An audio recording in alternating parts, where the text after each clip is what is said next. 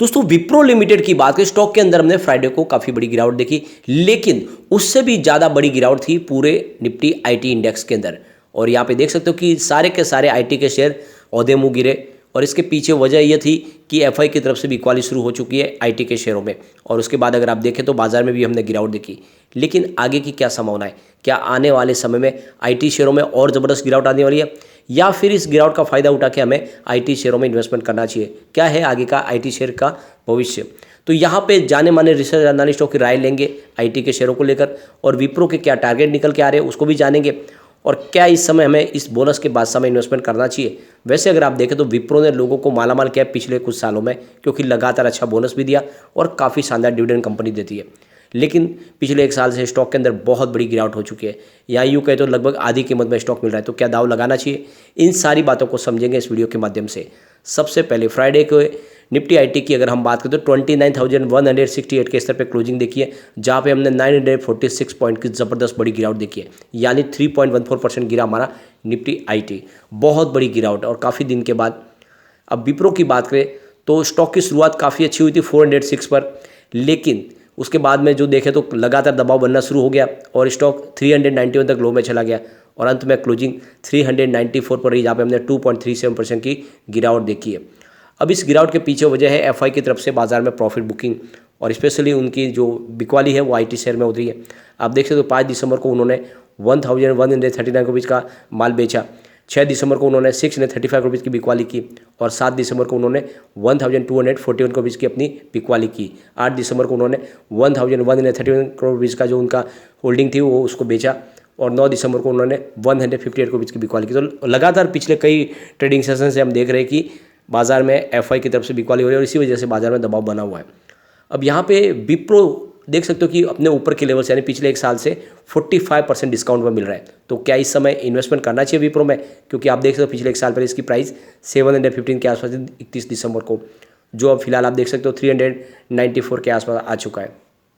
दूसरी तरफ इन्फोसिस की अगर बात करें, इन्फोसिस में 18% की पिछले एक साल में हमने गिरावट देखी है, और टीसीएस में करीब 11.71% की गिरावट देखी है। कुल मिला के सभी शेयरों में गिरावट है, और विप्रो में काफ़ी बड़ी गिरावट हुई है।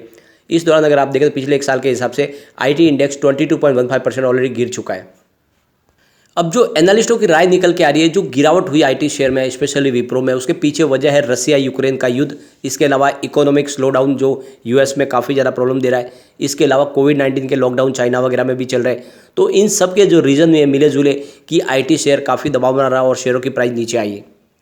अब विप्रो को लेकर नोमुरा ने यहाँ पे देख सकते हो कि जो रेटिंग है उसको न्यूट्रल रखा है, और उसका जो टारगेट दिया है वो 425 का, यानी आप देख सकते हो कि 407 के आसपास उन्होंने टारगेट दिया था जब 2 दिसंबर उसकी प्राइस थी।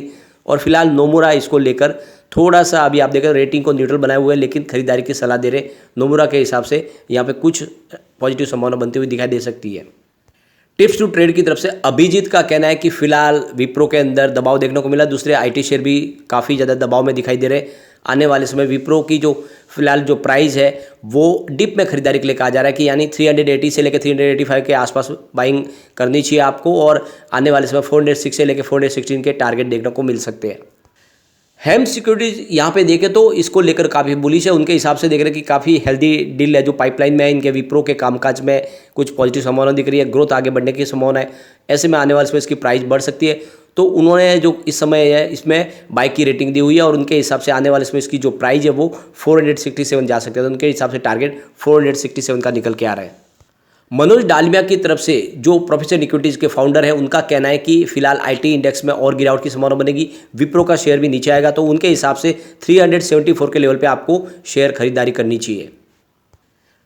दूसरी तरफ जीसीएल के सीईओ रवि सिंह का कहना है कि आने वाले समय में विप्रो में तेजी की संभावना बन सकती है। तो यहाँ पे उन्होंने जो टारगेट रखा है वो काफ़ी बड़ा है, लॉन्ग टर्म टारगेट उनका 550 का है, यानी 550 के टारगेट के साथ में आपको इसमें इन्वेस्टमेंट करना चाहिए। लेकिन स्टॉप लॉस आपको 375 का लगाना चाहिए, क्योंकि उसके नीचे स्टॉक जाएगा तो फिर बड़ी गिरावट की संभावना बन सकती है।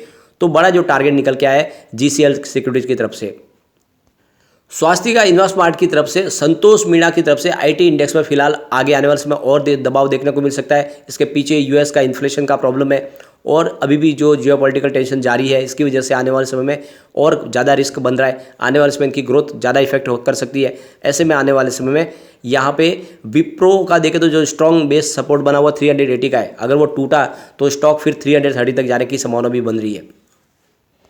दूसरी तरफ से क्रेडिट स्विस ने भी आईटी शेयर को लेकर काफ़ी ज़्यादा यहाँ पे निराशाजनक बातें की। उनके हिसाब से फिलहाल आईटी शेयरों में रेटिंग है वो डाउनग्रेड की जा रही है और आने वाले समय यहाँ पे और गिरावट की संभावना बन सकती है। उनके हिसाब से आने वाला समय है 2024 तक यो आईटी शेयरों के लिए सही नहीं है, क्योंकि जो अभी भी शेयरों की प्राइस है वो काफ़ी ज़्यादा प्रीमियम में है और आने वाले समय इसमें डिस्काउंट की संभावना बन रही है। क्रेडिट स्विस का कहना है कि फिलहाल आईटी स्टॉक है वो अपनी करंटली जो ट्रेड करे उस हिसाब से 34% प्रीमियम पे मिल रहे एक साल के प्री कोविड एवरेज के हिसाब से। उस हिसाब से आने वाले समय इसमें और गिरावट की संभावना बन सकती है। तो क्रेडिट स्विस की बात माने तो आने वाले समय में आईटी शेयरों में और गिरावट की संभावना बन रही है, लेकिन उनके हिसाब से इन्फोसिस इस समय काफ़ी शानदार लग रहा है। इस लेवल पे आने वाले समय इसकी जो रेटिंग है उसको आउट परफॉर्म रेटिंग दी गई है और आने वाले समय इसमें तेजी की संभावना बन सकती है। साथ में अगर देखें तो टीसीएस और एचसीएल के ऊपर उनकी रेटिंग न्यूट्रल है और विप्रो के ऊपर अंडर परफॉर्म की रेटिंग दी गई है, यानी कुल मिला के आने वाले समय इसमें और दबाव देखने को मिल सकता है। वैसे अगर आप देखें तो विप्रो ऑलरेडी बहुत ज़्यादा करेक्ट हो चुका है, अब इसमें ज़्यादा और गिरावट की संभावना थोड़ी नहीं दिख रही है। आने वाले समय जैसे ही पॉजिटिव माहौल बनेगा तो विप्रो में तेजी की संभावना बन सकती है।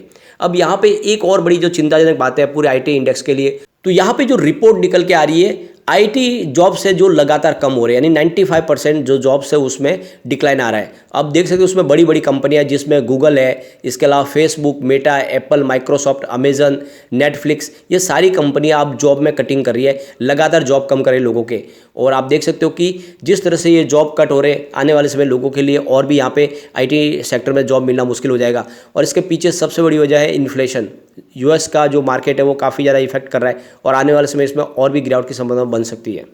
तो यहाँ पे आप देख सकते हो पूरे के पूरे आईटी सेक्टर के लिए बहुत ज़्यादा प्रॉब्लम का टाइम शुरू हो चुका है और इस वजह से देखें तो इन शेयरों में भी इफेक्ट देखने को मिल रहा है, क्योंकि प्रॉब्लम सारी ग्लोबल है, न कि इंडिया की है। इंडिया के अंदर तो सब कुछ बढ़िया है, लेकिन अगर आप यूएस की मार्केट की बात करें या फिर यूरोपियन मार्केट की बात करें, चाइना के बाजार की बात करें, वहाँ पर बहुत सारी अलग अलग प्रॉब्लम्स है और इसकी वजह से आईटी सेक्टर बहुत ज़्यादा दबाव में आया है। और नतीजा ये है कि हमने बहुत बड़ी गिरावट देखी आईटी इंडेक्स में, 3% के ऊपर की गिरावट देखी है फ्राइडे के दिन। इस हिसाब से आने वाले समय में और भी थोड़ी सी गिरावट देखने को मिल सकती है, लेकिन विप्रो बहुत ज़्यादा करेक्ट हो चुका है और इस लेवल पे आपको विप्रो में खरीदारी करनी चाहिए, क्योंकि आने वाले समय में जिस तरह से विप्रो सिर्फ आईटी के ऊपर काम नहीं करिए बल्कि आपको पता होगा एफएमसीजी सेक्टर में भी कंपनी का कामकाज है। इसके अलावा विप्रो का लाइटिंग डिवीज़न है और दूसरे विप्रो के बहुत सारे दूसरे सेक्टर है, उसमें काफ़ी अच्छा कर रही है विप्रो और आने वाले समय डेफिनेटली विप्रो एक बड़ा मल्टीबैगर बन सकता है। जिस तरह से लगातार कंपनी बोनस देती है, आने वाले समय फिर से बोनस की संभावना भी बनेगी और समय पे अच्छा डिविडेंड तो मिल रहा है। तो इस गिरावट का फायदा उठा के आपको विप्रो में इन्वेस्टमेंट जरूर करना चाहिए, ये आने वाले समय आपको मालामाल कर सकता है। लेकिन फिलहाल स्टॉक के अंदर थोड़ा सा दबाव और देखने को मिल सकता है, लेकिन जितना डीप में मिले आपको खरीदारी करनी चाहिए। लेकिन फ्रेंड, कोई भी इन्वेस्टमेंट करने से पहले अपने फाइनेंशियल एडवाइजर्स के बारे ले ले या अपना खुद का रिसर्च करें, क्योंकि मैंने वीडियो आपके एजुकेशनल पर्पज़ के लिए ही बनाया। वीडियो पसंद आए तो लाइक शेयर जरूर कीजिए और चैनल को सब्सक्राइब कर दीजिए। Thank you.